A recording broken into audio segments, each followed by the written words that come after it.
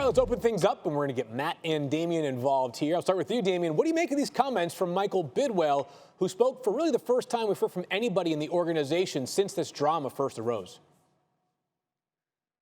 Yeah, Field, I'm a big believer in where there's smoke, there's fire, right? You know, these comments don't just come out of thin air. You know, they have to come from, you know, whether it's the front office, somewhere in the team. And there's been questions about Kyler Murray as it relates to leadership and maturity, all those type of things. I mean, you could just watch during the season, you know, his body language. So I think it's a good first step that he, you know, instead of talking about social media, they're actually having meaningful conversations between player and the team owner and front office. And that's the first step in kind of getting some resolve and get some things worked out if you're Kyler Murray and company.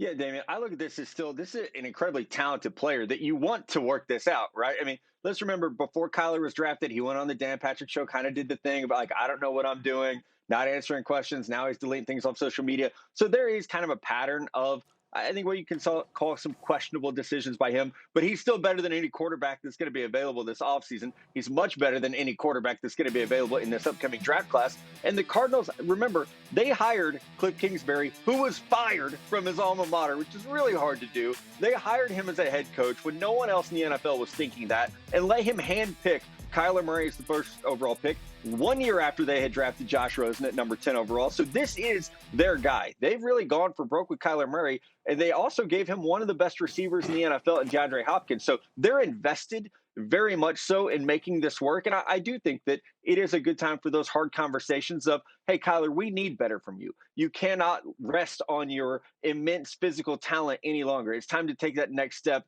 in the development of the quarterback position. And hopefully we see that happen, because early this year, when they started that 7-0 streak of looking perfect, he was one of the hottest quarterbacks in the league. So hopefully we get back to that. You know, Damien, when you hear of a report of dysfunction, I think the initial reaction from a lot of parties on the outside is, what's going to come of this? Would the Cardinals ever trade away Kyler Murray? And I ask you, like, is that even something that should be on the table for them? I mean, he's their best player by far right now.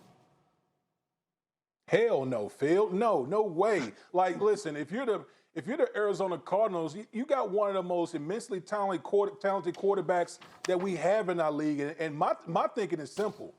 You get rid of Cliff Kingsbury before you get rid of Kyler Murray, because we've seen a pattern going all the way back to Cliff Kingsbury Texas Tech days, where you started out strong but then ended the season on a sour note. You know, that's been a pattern now with the Arizona Cardinals. So, yes, Kyler Murray has things he has to work out.